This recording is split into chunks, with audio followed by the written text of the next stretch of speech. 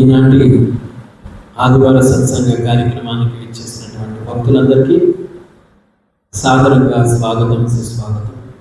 ఈరోజు భగవద్గీత 3వ అధ్యాయం నుండి 30వ శ్లోకాన్ని చర్చించుకుంటున్నాం. మయి సర్వాణి కర్మాణి సన్యస్యాత్యాత్మచేతస నిరాశీ నిర్మమో భూత్వా యుద్ధస్వ విగతజ్వరా. అందుకే అర్జున, నన్ను గురించిన పూర్తి జ్ఞానంతో లాభాపేక్ష లేకుండా, మమత్వము లేకుండా నీ కర్మలన్నిటికీ నాకు సమర్పించి మాంద్యము విడిచి యుద్ధము చేయవలసి ఉంది. హరే కృష్ణ. ఇంతకుముందు చాలాసార్లు చెప్పుకున్నాం, ఈ యుద్ధ రంగంలో అర్జునుడు యుద్ధాన్ని చేయను అంటే ఆ చేయను అన్నందుకు గాను కృష్ణుడు ఈ భగవద్గీత జ్ఞానాన్ని ఉపదేశించాడు అని చెప్పుకున్నాం. అయితే దీనికి ముందు గడిచిన 2 అధ్యాయాలు, ఒకటి సైనిక పరిశీలనము, 2 గీతాసారం సాంఖ్యయోగము అని చెప్పంటారు. అంటే సాంఖ్యయోగము అంటే 2 విషయాలకి సంబంధము. సాంఖ్యము అంటే ఏంటా 2 విషయాలు అంటే, ఒకటి ఆత్మ, 2 పరమాత్మ. వీరిద్దరికీ ఉండే సంబంధం ఏదైతే ఉందో, ఈ సంబంధాన్ని చెబితే, ఈ సంబంధాన్ని తెలుసుకుంటే ఆధ్యాత్మిక జ్ఞానం యొక్క లక్ష్యం ఏమిటో అర్థమైపోతుంది. ఆధ్యాత్మిక జ్ఞానం యొక్క లక్ష్యం. ఇప్పుడు ప్రతి ఒక్కరూ కూడా ప్రస్తుత పరిస్థితుల్లో అందరూ దుఃఖాన్ని అనుభవిస్తూ ఉన్నారు. ఆనందం కోసం వెతుకుతూ ఉన్నారు. ఆనందం అక్కడ లభిస్తుంది, ఇక్కడ లభిస్తుంది అని ప్రయత్నం చేస్తూ ఉన్నారు. కానీ ఎక్కడ ఏ విధంగా ప్రయత్నం చేసినా సరే ఆనందం అనేటువంటిది లభించటం లేదు. ఆనందం అనేటువంటిది లభించటం లేదు. ఎందుకు లభించడం లేదు అంటే, ఆనందం ఎక్కడ దొరుకుతుందో అక్కడే మనం తీసుకోవాలి. ఆనందం ఎక్కడ దొరుకుతుందో అక్కడే తీసుకోవాలి. మకరందం ఎక్కడ లభిస్తుంది? తేనె తొట్టిలోనే లభిస్తుంది. తేనె సీసా ఉంది. ఆ తేనె సీసా తేనెని రుచి చూడాలి అంటే తేనె సీసా యొక్క మూత తీసి ఆ తేనెని మనం నోట్లో వేసుకుంటే తెలుస్తుంది. అందుకని ఆ తేనె సీసాని నాకితే మనకి రుచి తెలుస్తుందా? లేదు కదా. కాబట్టి ఆనందం ఎక్కడ దొరుకుతుందో అక్కడ మనం తీసుకోవాలి ఆనందాన్ని. కానీ మనం ఏం చేస్తున్నామంటే ఆనందం కోసం ప్రయత్నం చేస్తున్నాం. ఆ ప్రయత్నంలో విఫలమైపోతున్నాం. ఎక్కడ ఆనందం దొరకట్లా. ఎక్కడ ఆనందం దొరకట్లా. ధనము లేనివాడు అనుకున్నాడు, ధనము చాలా ఉంటే ఆనందంగా ఉంటుంది అనుకున్నాడు. కానీ ఎంత ధనం సంపాదించినా కూడా సంపాదించిన వాడు ఎవడో ఆనందంగా లేడు. గృహం లేనివాడు అనుకున్నాడు, నాకు మంచి గృహం ఉంటే 3 BHK, లేదంటే ఒక డూప్లెక్స్ హౌస్ ఉంటే, లేదంటే మరొకటి ఎన్నో ఫెసిలిటీస్ ఉంటే చాలా ఆనందంగా ఉంటాము అని చెప్పి అనుకుంటాం. కానీ ఇవన్నీ ఉన్నవాడు కూడా ఆనందంగా లేడు. చాలామంది అంటారు, మాకు పిల్లలు లేరు, అబ్బా పిల్లలు పుడితే బాగుంది, ఎంతో ఆనందంగా ఉంటాము అనుకుంటాం. కానీ పిల్లలు పుట్టిన తర్వాత ఆ పిల్లలు చెడ్డవాళ్ళు అయితే, ఆ పిల్లలకి మనం సరైనటువంటి నడవడిక నేర్పించకపోతే అదే పిల్లల మూలంగా దుఃఖం వస్తుంది. సో అక్కడ ఆనందం లేదు. ఎందుకు ఆనందం లేదు అంటే, ఈ భౌతిక జగత్తు అటువంటిది. ఈ భౌతిక జగత్తు దుఃఖాలయం అశాశ్వతం అన్నారు. ఎవరు? ప్రహ్లాద మహారాజ్ చెప్తున్నాడు భాగవతంలో. దుఃఖాలయం అశాశ్వతం. 2 క్వాలిటీస్ ఉన్నాయి ఈ జగత్తుకి. ఒకటి టెంపరీ, 2 శాశ్వతమైనది కాదు, అశాశ్వతమైనటువంటిది. మరి ఇక్కడ అశాశ్వతమైనటువంటి దాంట్లో మనం శాశ్వతంగా ఉండడానికి ఎన్నో ప్రయత్నాలు చేస్తున్నాం. అది సాధ్యం కావట్లేదు. చూస్తున్నాం మనం ప్రకృతి ఏ రకంగా ప్రకోపిస్తుంది. మొన్నటి వరకు యుద్ధం జరిగింది. దాని తర్వాత అక్కడ పశ్చిమ దేశాల్లో భూకంపాలు, పెద్ద పెద్ద వరదలు, భయానకమైనటువంటి పరిస్థితులు వస్తూనే ఉంటాయి. ఎందుకంటే పదం యత్ విపదం, ఈ భౌతిక జగత్తులో ప్రతి అడుగడుగులో కూడా విపత్తు దాగే ఉంది. మనం ఆనందం కోసం ప్రయత్నం చేస్తే ఏదో ఆ క్షణంలో ఆనందం దొరుకుతుంది, కానీ ఆ ఆనందం శాశ్వతమైనటువంటి ఆనందం కాదు. ఆనందం దొరికిన మరుక్షణంలోనే భయానకమైనటువంటి పరిస్థితి దాని వెనకాతలే ఎదురుగా ఉంటుంది. అందుకని ఆనందం ఎక్కడ లభిస్తుంది అంటే, ఆనందాన్ని ఎవరైతే ఇస్తారో శాశ్వతమైనటువంటి ఆనందాన్ని. అందుకే చెప్తారు శ్రీల ప్రభుపాద వారు, Krishna is reservoir of all pleasures అంటారు. కృష్ణుడు అన్ని ఆనందాలకి నిధి లాంటి వాడు. ఆయనే రిజర్వాయర్. ఆనందం ఇప్పుడు చూడండి, నీళ్లు బాగా వస్తాయి కొండల నుంచి, అక్కడి నుంచి వర్షం వస్తుంది. ఒక రిజర్వాయర్ ఉంది అంటే ఆ నీటిని జాగ్రత్తగా దాయొచ్చు. కరువు వస్తుంది, ఎండలు వస్తాయి, ఆ ఎండాకాలంలో పంటలు నీళ్ళు లేక పాడైపోతాయి. అదే రిజర్వాయర్ ఉందనుకోండి, ఎక్కడ ఎంత నీరు కావాలో అంత సమృద్ధిగా వెళ్తుంది. అదేవిధంగా మనం ఆనందం ఎవరి దగ్గరైతే నిల్వ ఉందో అటువంటి వ్యక్తిని మనం కానీ సేవించినట్లయితే ఎవరికి ఎంత ఆనందం కావాలో అంత ఆనందాన్ని ఇవ్వగలుగుతాడు. ఆయనే కృష్ణుడు. అందుకని ఇక్కడ అర్జునుడు దుఃఖానికి లోనైపోయాడు. ఎందుకు దుఃఖానికి లోనైపోయాడంటే, అర్జునుడు కృష్ణుడి యొక్క ఆనందాన్ని చూడట్లా, తాను ఆనందంగా ఉన్నానా లేదా చూసుకుంటున్నాడు. ఎలా? అక్కడ ఉండేటువంటి వాళ్ళందరినీ చూశాడు. చూసి వీళ్ళందరినీ నేను చంపాలా, వీళ్ళందరినీ చంపితే నాకు వచ్చే లాభం ఏమిటి, దీని మూలంగా నాకు నష్టమే కానీ లాభం లేదు కదా, ఇటువంటి రాజ్యం మూలంగా నాకు వచ్చే లాభం ఏమిటి, ఈ రాజ్యం మూలంగా నాకు ఏమొస్తుంది, పాపం సంక్రమిస్తుంది, ఇంతమంది నేను సంహరించడం మూలంగా వీళ్ళందరూ అన్యాయం అయిపోతారు, వాళ్ళ భర్తలు చనిపోతారు, స్త్రీలందరూ విధవరాళ్ళు అయిపోతారు, ఆ స్త్రీలందరూ విధవరాళ్ళు అయిపోయిన తర్వాత కులతలైపోతారు, వాళ్ళకి పుట్టే సంతానం అంతా దుష్ట సంతానం కలుగుతుంది. ఈ విధమైనటువంటి కారణాలన్నీ ఇవన్నీ రావడానికి కారణం ఎవరు అంటే మన బుర్రను ఉపయోగించడం మొదలు పెట్టాము. ఏం చేయాలి మనం ఏం చేయాలి? మన సంతృప్తి కోసం ప్రయత్నం చేస్తున్నాం, అందుకు దుఃఖాన్ని అనుభవిస్తున్నాం.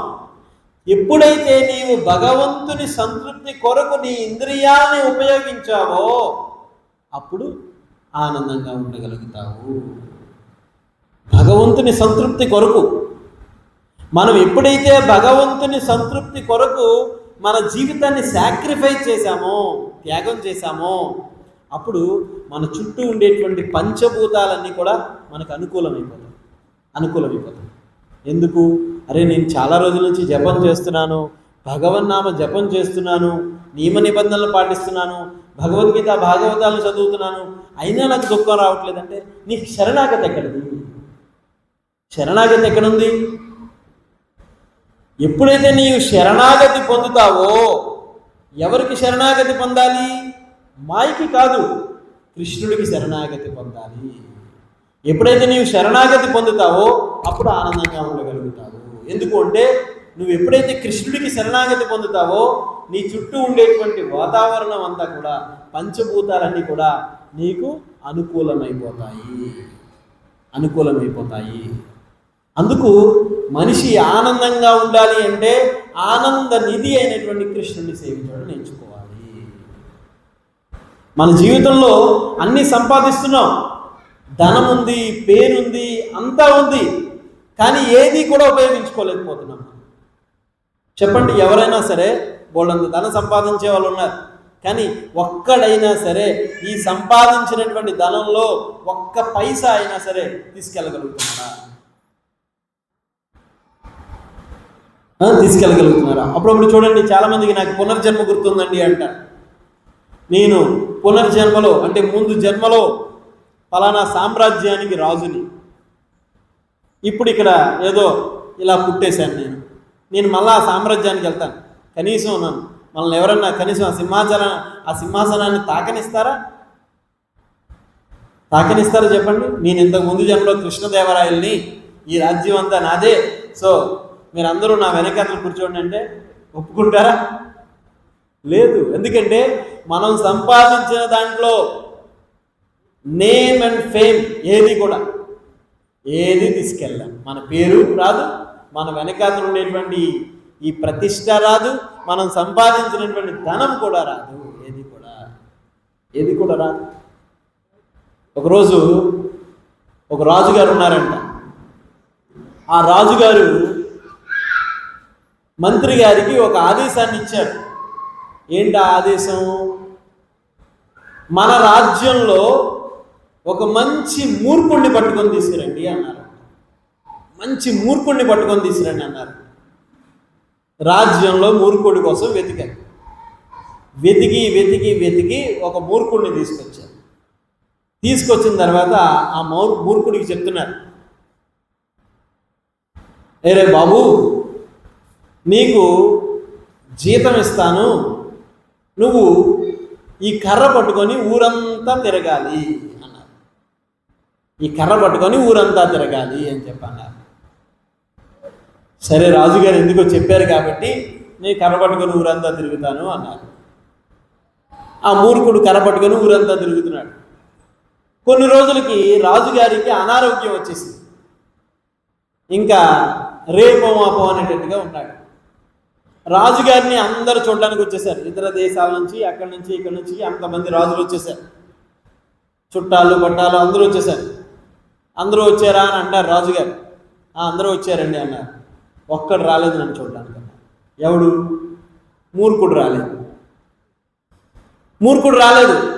ఆ మూర్ఖుడు రాకపోతే ఆ మూర్ఖుడిని కూడా పిలిపించండి అన్నారు. వాడు వచ్చాడు రాజుగారి దగ్గరికి. ఏరా మూర్ఖ, రాజ్యం అంతా ఎలా ఉంది, బాగా తిరుగుతున్నావా అన్నారు. అంతా బాగుంది రాజుగారు, చాలా చక్కగా రాజ్యం అంతా తిరుగుతున్నాను. సరే, ఒక పని చేయి, నీ తర్వాత మరొక మంచి మూర్ఖుడిని పట్టుకో, వాడికి కర్రిచ్చి రాజ్యం అంతా తిరగమను, నీకు పెన్షన్ ఇస్తాను, వాడికి జీతం ఇస్తాను. నీకు పెన్షను, వాడికి జీతం 2 ఇస్తా, చక్కగా తిరగమను. మరి నేను ఉంటానో ఉండనో తెలీదు, నేను చాలా దూరం వెళ్ళిపోతున్నాను, తిరిగి రాని ప్రదేశాలకి వెళ్ళిపోతున్నాను, కాబట్టి నా పరివారం అంతా ఈ బాగోగులన్నీ చూస్తారు, నువ్వు మాత్రం మంచి మూర్ఖుడిని, నీలాంటి మంచి మూర్ఖుడిని పట్టుకొని తీసుకో, వాడికి జీతం ఇస్తాను, నీకు పెన్షన్ ఇస్తాను అన్నాడు. రాజుగారికి మూర్ఖుడికి ఆలోచన వచ్చి, రాజుగారు ఎక్కడికి వెళ్తున్నారు అని అడిగారు. ఎక్కడికి వెళ్తున్నావు అంటే, ఈ మూర్ఖుడికి ఏం చెప్తే అర్థమవుతుంది అని చెప్పి, ఎక్కడికి అంటే చెప్పలేను, చాలా దూరం వెళ్తున్నాను. ఎలా వెళ్తున్నారు అని అడిగారు. ఒక్కడనే ఒంటరిగా వెళ్తున్నాను అన్నారు. అంత దూరం అంటున్నారు, చాలా దూరం అంటున్నారు, ఒక్కడే అంటున్నారు. అదేంటి రాజుగారు, ఇంత సంపాదించారు మీరు, ఒక్కడే ఎలా వెళ్తారు? ఒక 4 రథాలు, ఒక 4 గజాలు, ఒక 10 అశ్వాలు, కొంతమంది సైనికులను తీసుకొని వెళ్ళండి అన్నారు. ఊరే, అంతమందిని తీసుకెళ్ళడానికి కాకపోతరా, తీసుకెళ్దామన్నా వీళ్ళు ఎవరు రాడు అక్కడికి అన్నారు. తీసుకెళ్దామన్నా వీళ్ళు ఎవరు రారు అన్నారు. ఈ చుట్టూ ఉండేవాళ్ళు భయపడిపోయారు. వెంటనే అమ్మ, రాజుగారు ఎవరిని రమ్మంటారో తెలియదు, ఎవరిని రమ్మంటాడో తెలియదు. మూర్ఖుడికి తెలియదు, వీళ్ళందరికీ తెలుసు రాజుగారు ఎక్కడికి వెళ్తున్నారంటే తిరిగి రాని ప్రదేశానికి వెళ్తున్నారు. అయితే అరే, అవన్నీ తీసుకువెళ్ళలేను రా, రథాలు తీసుకెళ్ళలేను, గుర్రాలు తీసుకెళ్ళలేను, ఏనుగులు తీసుకెళ్ళలేను. సరే, ఒక పని చేయండి రాజుగారు, కనీసం ఒక 2 సైనికులు తీసుకెళ్ళండి మీకు తోడు అన్నారు. రాజుగారు పక్కన ఎప్పుడు 2 సైనికులు ఉంటారు. వాళ్ళిద్దరూ వెంటనే భయపడిపోయారు. అమ్మో, మమ్మల్ని ఎక్కడ తీసుకెళ్తాడో వీడని చెప్పి. ఒరే, ఆ 2 సైనికులను కూడా తీసుకెళ్ళలేను రా అన్నాడు. సరే, ఒక పని చేయండి, మీ భార్య బిడ్డలను తీసుకెళ్ళని పోనీ వాళ్ళు పరాయి వాళ్ళు, కనీసం మీ భార్య బిడ్డలు ఉన్నారు, వాళ్ళు ఎలాగో ఎప్పుడు మీ పక్కనే ఉంటారు కాబట్టి వాళ్ళని తీసుకెళ్ళండి అన్న. వాళ్ళు భయపడిపోయారు, మరి వాళ్ళని కూడా తీసుకెళ్ళలేను రా అన్నారు. సరే పోనీ అవన్నీ తీసుకెళ్ళని అంటున్నారు కాబట్టి కొంత ధనాన్ని తీసుకెళ్ళండి, కొంత బంగారాన్ని తీసుకెళ్ళండి, దారిలో మీ ఖర్చులకు ఉపయోగపడతాయి అన్నారు. ఒరే దారిలో ఖర్చులు ఉండవురా, మన చూపు నుంచి ఏం తీసి ఖర్చు పెట్టడానికి అంత సీన్ ఏమి ఉండదు అక్కడ అన్నారు. అప్పుడు ఈ మూర్ఖుడు ఆలోచించాడు. ఒరే మూర్ఖ ఏం ఆలోచిస్తున్నావు చెప్పన్నారు. రాజుగారు రథాలను తీసుకెళ్ళలేనంటున్నారు, గుర్రాలను తీసుకెళ్ళలేనంటున్నారు, ఏనుగులు తీసుకెళ్ళలేనంటున్నారు, సైనికులను తీసుకెళ్ళలేనంటున్నారు, భార్యాబిడ్డలను తీసుకెళ్ళలేనంటున్నారు, కనీసం ధనమైనా తీసుకెళ్ళలేనంటున్నారు. ఇంత బతుకు బతికి ఇంత జన్మ తీసుకొని ఇంత ధనాన్ని సంపాదించి ఇంత పేరు తీసుకొచ్చి ఇవేమీ తీసుకెళ్ళలేనంటున్నారు. ఒక పని చేయండి అన్నాడు. చెప్పరా అన్నాడు. ఈ కర్ర పట్టుకోండి అన్నాడు. ఈ కర్ర పట్టుకోండి అన్నాడు. ఏరా మూర్ఖ నాకెందుకు కర్ర ఇచ్చావు అన్నాడు. మరి ఇంత బతుకు బతికి ఇన్ని చేసి ఇంత సంపాదించి ఇవేమీ మీరు తీసుకెళ్ళలేనప్పుడు మీకన్నా మూర్ఖుడు ఎవడుంటాడు ప్రపంచంలో? అందుకని ఇదిగోండి కర్ర పట్టుకోండి, మీరు తిరగండి అన్నాడు. మీరు తిరగండి అన్నాడు. దీన్ని బట్టి ఏమర్థమైంది? మనం సంపాదించినది ఏది కూడా మనం తీసుకెళ్ళలేము. తీసుకెళ్ళలేనటువంటి దానికోసం ఎందుకు పరితపించాలి? తీసుకువెళ్ళలేని దానికోసం. తీసుకువెళ్ళేది ఒకటే. అందుకే చెప్తారు చెడని పదార్థం ఏమిటి అంటే హరిసేవ. మనం భగవంతుని కోసం చేసేటటువంటి సేవ ఏదైతే ఉందో అది ఎప్పటికీ చెడిపోదు. అందుకే ఇక్కడ చెప్తున్నారు ఈరోజు శ్లోకంలో, మయి సర్వాణి కర్మాణి సన్యస్యాత్మచేతస. అంటే శ్రీల ప్రభుపాదులు వారు చెప్తున్నారు, భగవద్గీత ఉద్దేశాన్ని ఈ శ్లోకం చెబుతూ ఉంది. భగవద్గీత యొక్క సారాన్ని ఈ శ్లోకం మనకి తెలియపరుస్తుంది. ఏ విధంగా తెలియపరుస్తుంది అంటే,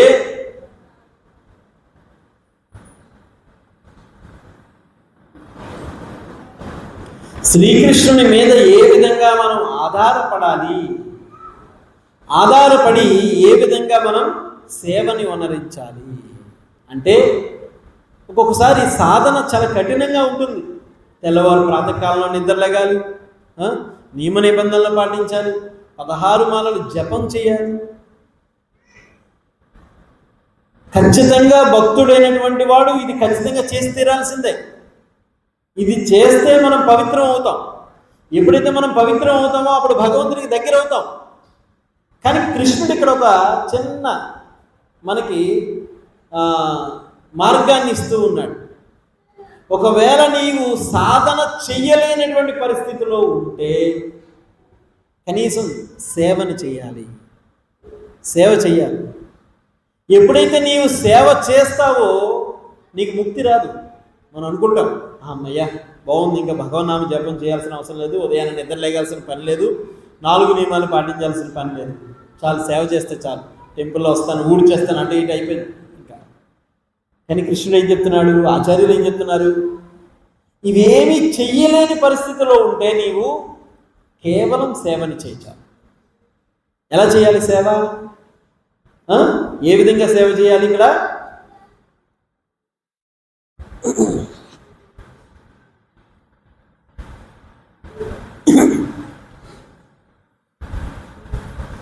డబ్బును లెక్క పెట్టేటటువంటి గుమస్తా తన యజమాని కొరకు లక్షలాది రూపాయలు లెక్కించినా ఒక్క పైసానైనా సరే తనదిగా చెప్పుకోడు.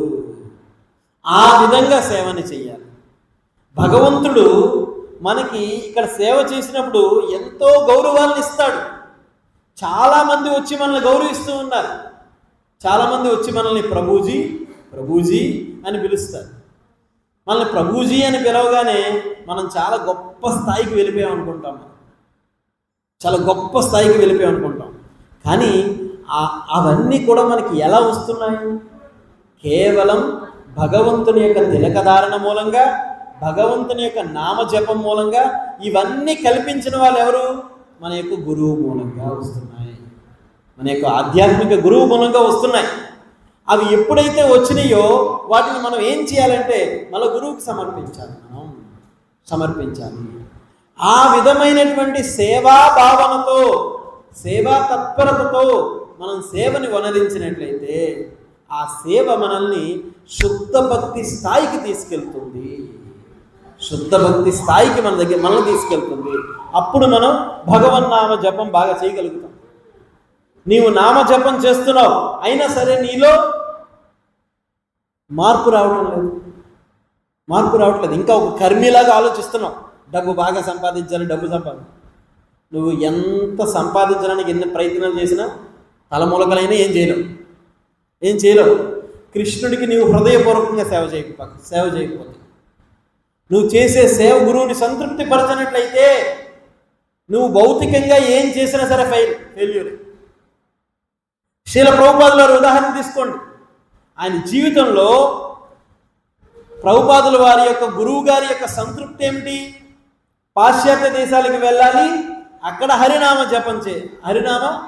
ప్రచారం చేయాలి.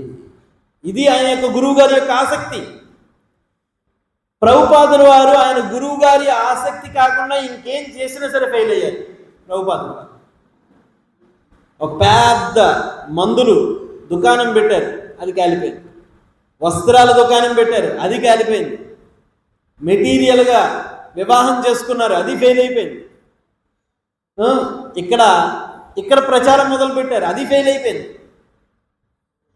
ఫారిన్ కంట్రీలో ప్రభుపాదుల వారు ఏదైతే చేశారో అది ఇండియాలో చేశారు, కానీ సక్సెస్ అవ్వాల. ఎందుకు సక్సెస్ అవ్వలేదు? సీక్రెట్. ఆయన గురువుని సంతృప్తి పరచాల, అదేమీ కూడా. ఏంటి ప్రభుపాదుల వారి గురువు గారిని కూడా మనం ప్రభుపాదాన్ని సంబోధించాలి. అసలు ప్రభుపాదాన్ని ఆయన్నే సంబోధించాలి. భక్తి సిద్ధాంత సరస్వతి ప్రభుపాద అనుకోవచ్చు.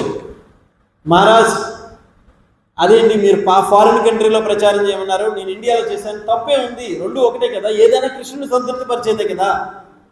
లేదు, కృష్ణుడిని ఒక్కడిని సంతృప్తి పరిస్తే కాదు, గురువుని సంతృప్తి పరచాలి. ఎప్పుడైతే శ్రీల ప్రభుపాదుల వారు ఇవన్నీ వదిలిపెట్టి ఫారిన్ కంట్రీకి వెళ్ళి, న్యూయార్క్ వెళ్ళి అక్కడ ప్రచారం మొదలు పెట్టారో విత్ ఇన్ కొన్ని రోజుల్లోనే ప్రభుపాదుల వారు సక్సెస్ అయిపోయారు. ఎందుకు సక్సెస్ అయిపోయారంటే కేవలం గురువు యొక్క సంతృప్తి. అక్కడ సూత్రం అదే, గురువు యొక్క సంతృప్తి. అందుకని మన జీవితంలో మనం మన గురువుని సంతృప్తి పరచకుండా నీవు ఎన్ని భౌతికంగా ఏ కార్యక్రమాలు చేసినా సరే ఫెయిల్యూరే, సక్సెస్ ఉండదు. అదే నువ్వు గురువుని కృష్ణుని సంతృప్తి పరుస్తూ, వీళ్ళిద్దరినీ సంతృప్తి పరుస్తూ నువ్వు ఆధ్యాత్మిక జీవితాన్ని నడిపిస్తూ ముందుకు వెళ్తూ ఆధ్యాత్మిక జీవితంలో నీ జీవితాన్ని, అంటే నీ భౌతికమైనటువంటి జీవితాన్ని కొనసాగించినట్లయితే అక్కడ విజయాన్ని సాధిస్తావు. ఒకసారి ఇది నేర్చుకోవాలి, చిన్న సూత్రం నేర్చుకోవాలి. మన యొక్క ఆధ్యాత్మిక గురువు మనకి ఈ మార్గాన్ని అందివ్వకపోతే మనం ఎక్కడ ఉండేవాళ్ళము, అది జీవితంలో ఎప్పుడు మర్చిపోకూడదు. అక్కడే మన విజయం ఉంటుంది, అక్కడే ఉంటుంది. అప్పుడప్పుడు చూడండి, చాలామంది పాపం చాలా వ్యాపారాలు చేసి, అది చేసి, ఇది చేసి మోసపోయి డబ్బులు పోయి, సంపాదించిన ధనమంతా పోయి రోడ్డు మీద పడిపోతారు. కానీ ఎవడో ఒక్కడు వచ్చి ఆదుకుంటాడు, వాడు ఆదుకొని కాస్త పైకి లేపుతాడు. కానీ వీడు ఉన్నత స్థాయికి వెళ్ళిన తర్వాత వాడిని మర్చిపోతాడు. అటువంటి వాడిని ఏమంటారు చెప్పండి? మన జీవితంలో మనం ఆనందంగా ఉండాలంటే మనం ఈ స్థాయికి రావడానికి వచ్చినటువంటి వారిని మనం మర్చిపోకూడదు ఎప్పుడు కూడా. ఈరోజు మన యొక్క అంటే సీనియర్ భక్తులు కానీ, మన యొక్క శిక్షా గురువు కానీ, మన యొక్క ఆధ్యాత్మిక గురువు కానీ మనకి ఈ మార్గాన్ని ఇవ్వకపోతే మనకి గౌరవాలు వచ్చాయా? మన అందరూ గౌరవించేవారా? అందుకని అర్జునుడు మొదట బాధపడినా, ఏడ్చినా, భయపడినా, తర్వాత అంతిమంగా ఆనందాన్ని పొందాడు. ఎందుకు ఆనందాన్ని పొందాడు, ఎందుకు విజయాన్ని పొందాడు అంటే అంతిమంగా కృష్ణుని యొక్క ఆనందాన్ని చూశాడు ఆయన. కృష్ణుడి యొక్క ఆనందాన్ని, కృష్ణుడి యొక్క కోరికని నెరవేర్చడానికి ప్రయత్నం చేశాడు. అందుకు ఆనందాన్ని పొందాడు. సో కాబట్టి ఈరోజు శ్లోకంలో మనం జీవితంలో మనం ఎంత సంపాదించినా ఇందాక రాజులాగా ఏమి తీసుకెళ్ళాలి.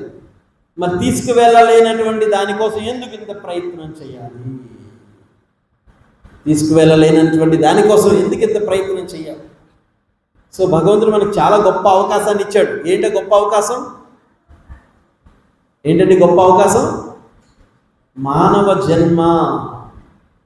మానవ జన్మ.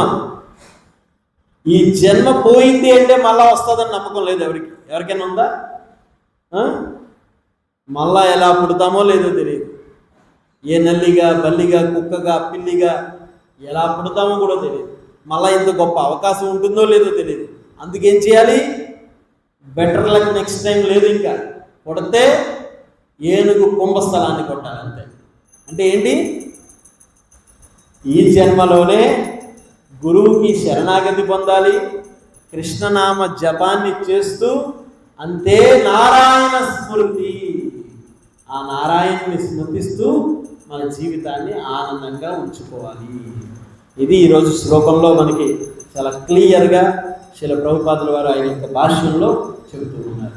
హరే కృష్ణ హరే కృష్ణ కృష్ణ కృష్ణ హరే హరే, హరే రామ హరే రామ రామ రామ హరే హరే.